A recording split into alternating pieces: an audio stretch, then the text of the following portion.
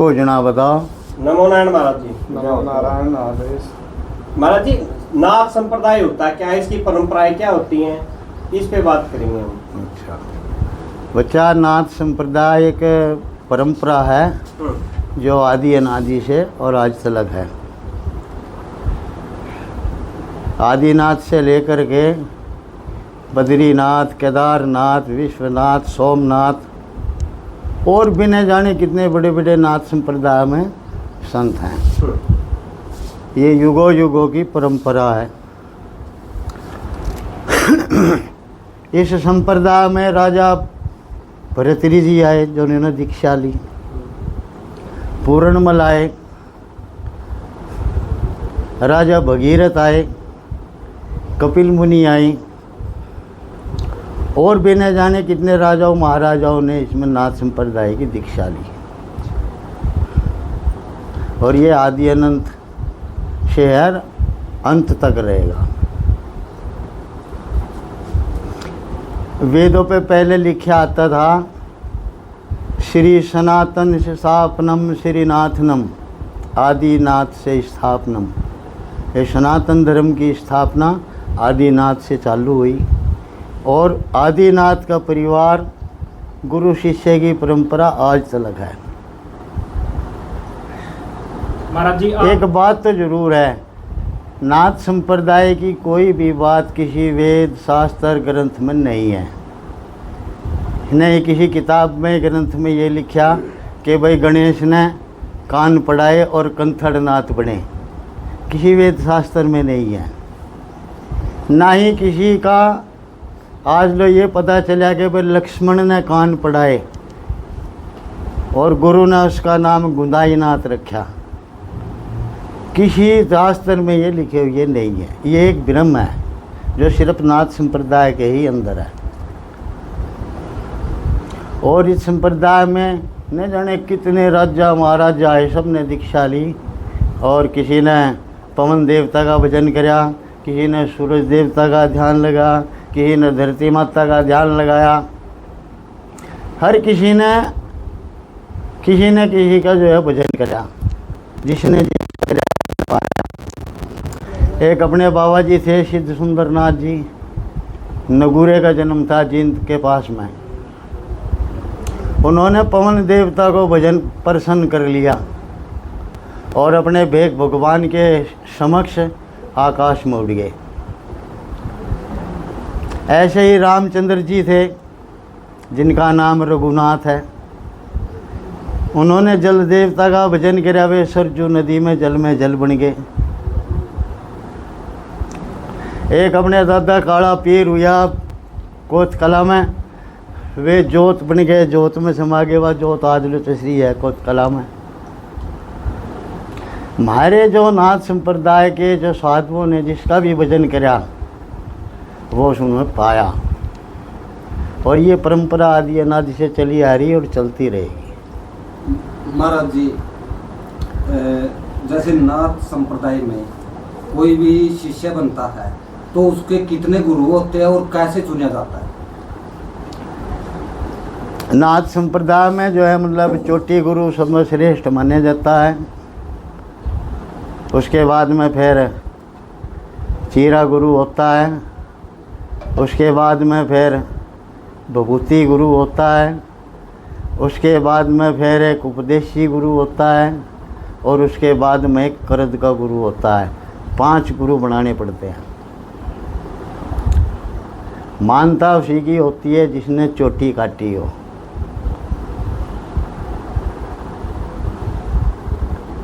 महाराज जी अभी आपने बताया मतलब जो भाई जो दादा काला पीर है वो मतलब जोत में समाए गए, तो काला पीर के ऊपर मतलब आज कुछ सवाल उठ रहे हैं। भाई दादा काले पीर की माया है।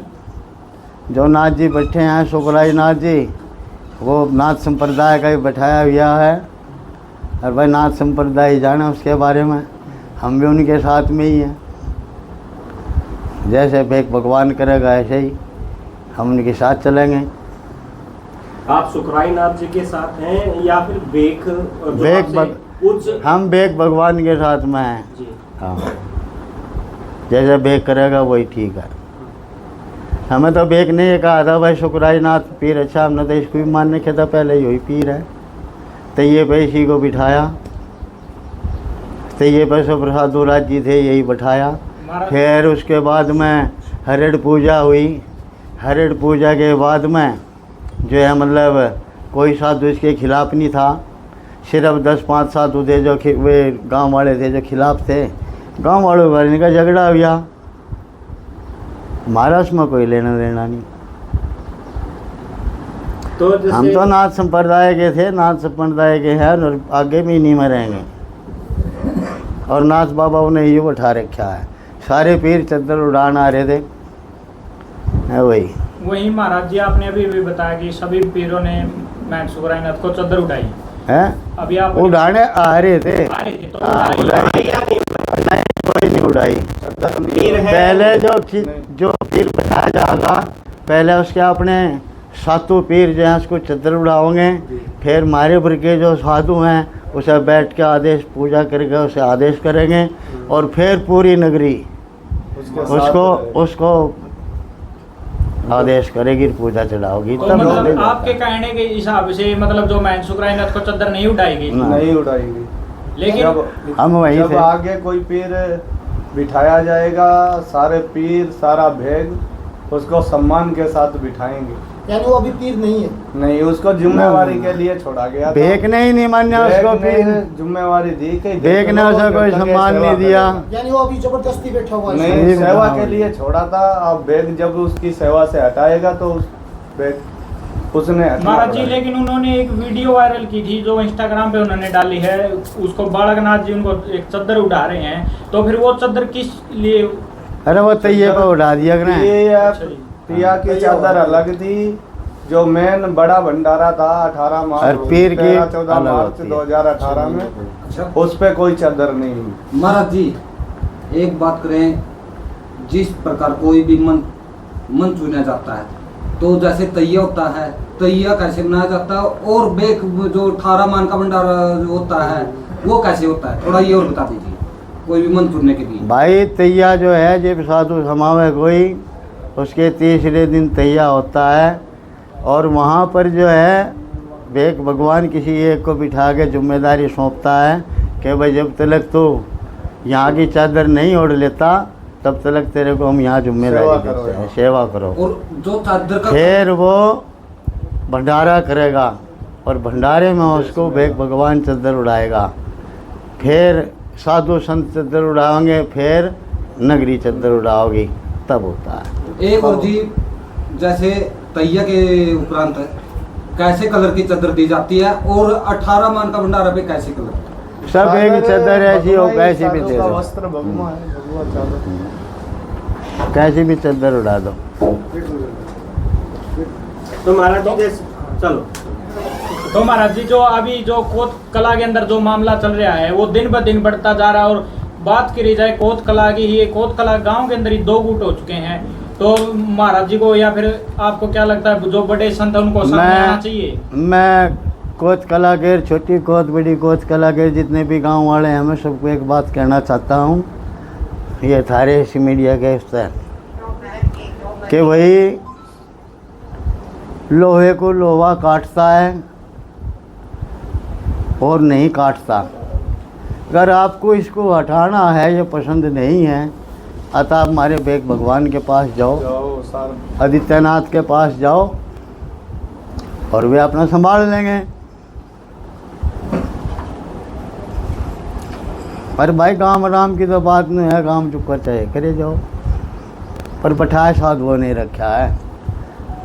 बैग उठाएगा, बैग नहीं बिठाएगा, बैग नहीं बैठा रखा है, वो बैग कैसे उतारेगा? जब काम राम इसको उठाना चाहता है तो इसको क्या लालच है कि वो गद्दी छोड़ने को तैयार नहीं है? क्यों? उसको जब तक बैग हटाएगा, गाम राम बैग से मिलेगा, बैग ही हल करेगा। क्यों? बैग नहीं बिठाया, गांव नहीं बिठाया, गांव सहमत था। एक सिगरेट देना लागे, अब ज्यादा विरोध में, जब ज्यादा सहमत थे, अभी ज्यादा विरोध आपके में हो हिसाब रहे। से सुखरायनाथ जी को क्या लालच है, उस गद्दी पे बैठे हुए हैं अभी तक, जबकि गांव भी नाराज है, कुछ साधु भी नाराज है, पूरा 12 काफिला पूरा मतलब कि पूरे हरियाणा में उनकी है ना मतलब कि उनको देख करके भाई बात सुनो, ये संतों का मामला है जी। ताकि तो संतों से ही किसी तो पूछ रहे हैं। हाँ, ये संतों का मामला है, संत ही इसको सुलझाओगे। जी